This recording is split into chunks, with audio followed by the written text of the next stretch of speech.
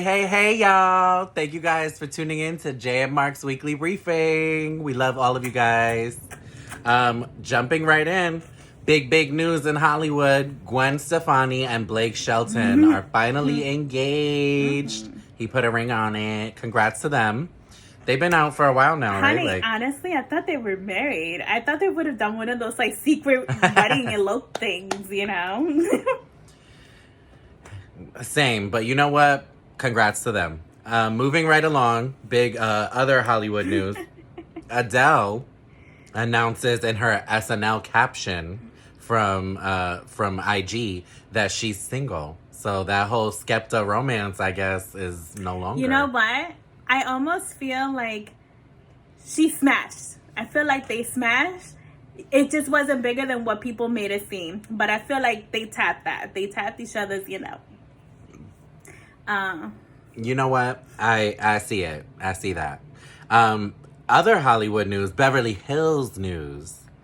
A new housewife is coming to Real Housewives of Beverly Hills. So you guys know I don't really pay attention to this, but... I mean, they have this new other one. I think her name is Kathy Minkoff or something like that.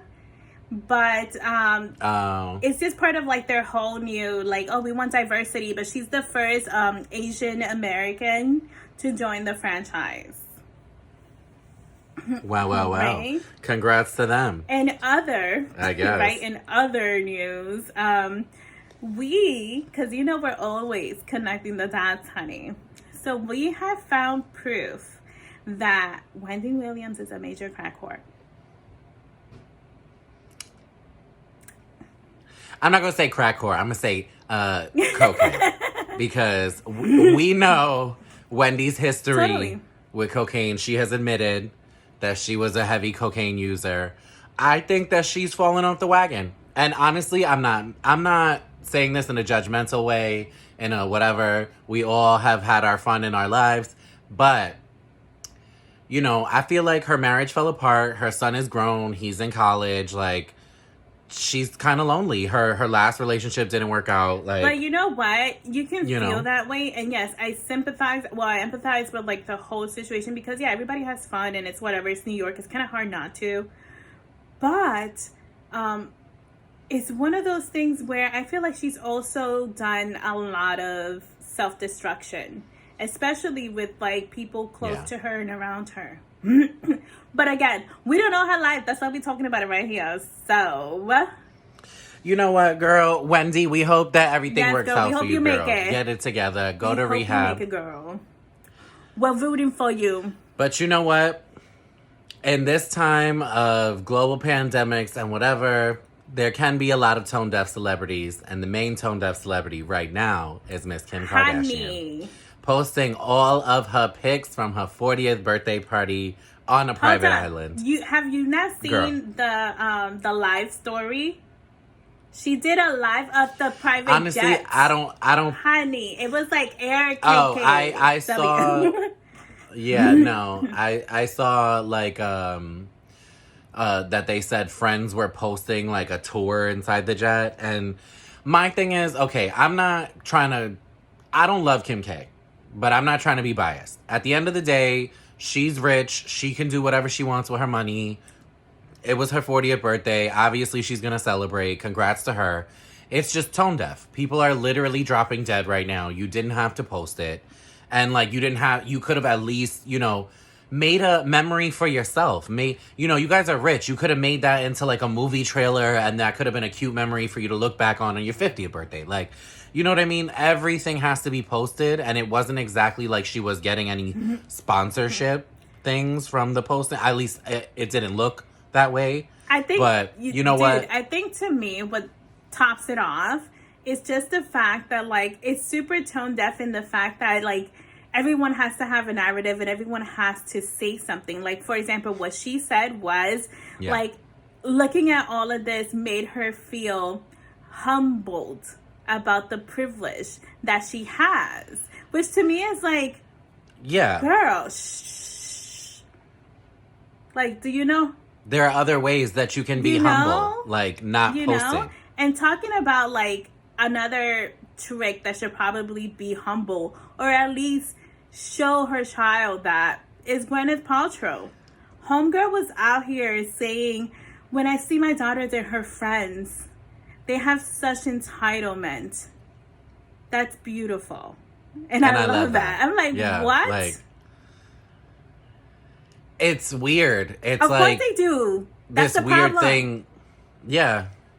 But it's this weird thing that white people do where they're like, especially like affluent white people that are like, oh, you know, I'm happy that they never had to struggle and whatever. And that's every parent's dream. So it's always wild when then you try to compare it to like a black person's experience or, you know, any person of color having to struggle just because of society and they don't get it. Like, you're so happy that your daughter is entitled and you love it, and that's great for you. But again, people are dropping dead around the world. And you guys are like, ha, ha, ha, ha. There are people in cages in this country. Like, but you know what? We're going to take a break from them, and we're going to take a break right now, and we will be right back for you guys in a minute. So I did it, y'all. First time ever. I voted. First presidential election, 33 fucking years old. Can you believe it? I'm hyped. Time to get the 45 out. And honestly, I'm so blessed. My polling place had no line. Literally, in and out in 5 minutes, y'all. So, it's raining out here, though. So, make sure to go vote now while it's raining. Hey, thanks for sticking around, guys. So, jumping right in to the craziness of this cult leader shit. How do you even know how to say this thing? I don't know how to say it. It's like NXIVM. Listen, this crazy ass cult that was like selling the people one with all sex. the Roman numerals. Like, there you go. And they were like selling people and sex trafficking. So the cult leader Keith Rainier was literally just charged today for 120 years. Like, it always kills me when they charge somebody like something excessive like that. But you know why they do it? They do it so that you have absolutely the least possible chance of getting out. Because you know that people make deals all the time. You know that people get off for good behavior. They do programs that knock off time from their sentences.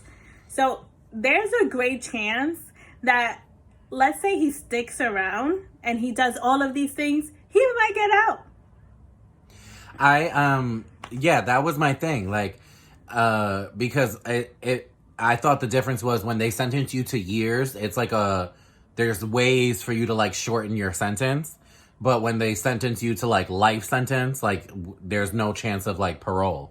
So like, I don't understand why they would do that. And if everybody doesn't know, this chick, Allison Mack, that used to be on Smallville, was one of his like disciples, and she's already in jail. So craziness. Moving right along to the biggest tea of this week.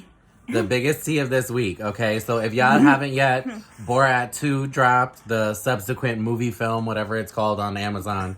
Honestly, it's really scary, like, how much of a commentary this is on, like, American society and where we are right now, and just scariness about, like, white supremacy and just, like, out-of-touch people who are eligible to vote. And dude, one of the biggest problems that was caught on camera was his, daughter interviewing Rudy Giuliani. Now, did you get a chance to see it? I did not. Yeah. But I sat and watched the movie. I haven't seen the whole movie, but I did see that part, and I saw another part about them visiting a clinic when his daughter swallowed the baby. Yeah.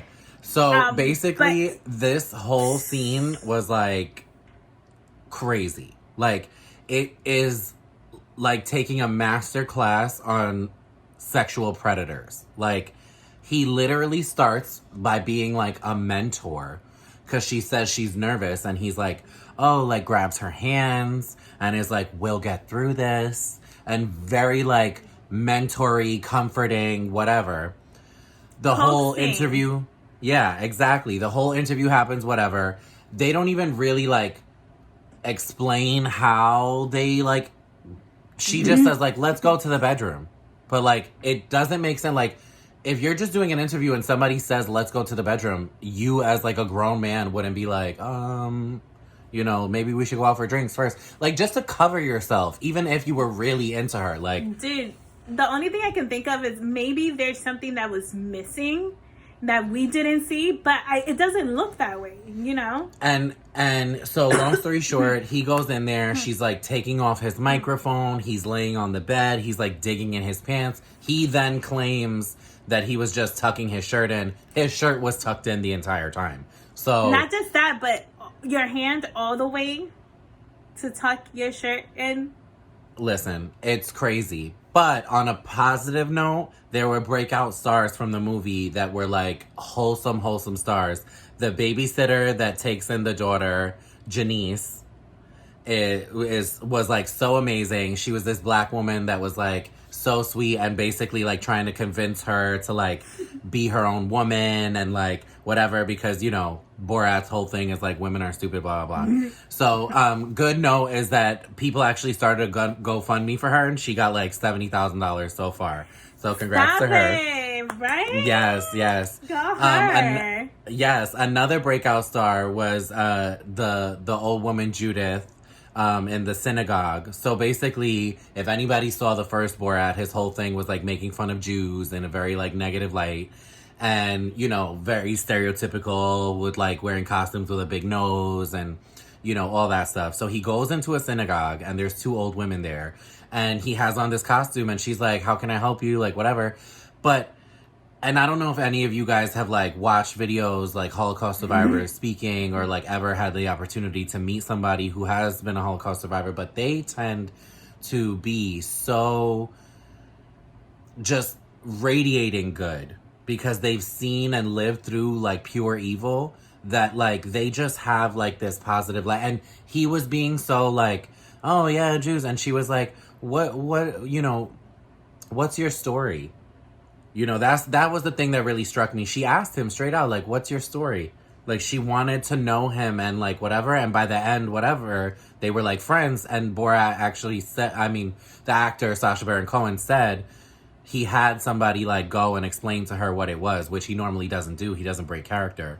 But because of the situation, and he actually is Jewish himself, so he was like, you know, it's me commenting on, you know, just kind of stereotypical, you know, xenophobia, all that stuff. So, but R.I.P. to Judith, because she actually passed away right after they filmed that scene. So, rest in peace, Judith. We love you. We love your light. Moving right along to crazy news. Jay, oh my God. I don't even know, Dude, girl. Tell them, because I don't even want to talk about it. First of all, the Supreme Court has finally sworn in Amy Coney Barrett. And honestly, the only thing I can say is that I really hope that for the sake of everyone, that she doesn't undo the hard work that has been done, not just for all minorities, but literally for women, you know. And it just breaks my heart because her stance on a lot of things is going to be super conservative. And like today I had an argument at work with a coworker because he didn't understand what would happen if they overturn Roe v. Wade, which is basically what she is trying to do. Like, this honestly, has been one of the things that she's, like, advocating for. And to me, it's like, if this goes into state legislature, first of all, I don't think that what a woman or anyone does with their body should be controlled by anyone else but them. You know? I don't think so either. And honestly, guys, this is our chance. We have this major election. We have a chance to vote in a better contender than our current president. And we have a chance to flip the Senate. So remember, Election Day is literally next Tuesday. Go out and vote early or get to the polls on Election Day. And plan for it. Create a playlist. If you think you're going to be there, create a playlist. If you're going before work, honestly, take the time and go 2 hours early. Let's say you get out of there earlier than you thought. Go have breakfast, you know? That's it. But plan for it. because I'm Do going to it. go. And I'm not necessarily gung-ho about the situation, but right now, this is our future.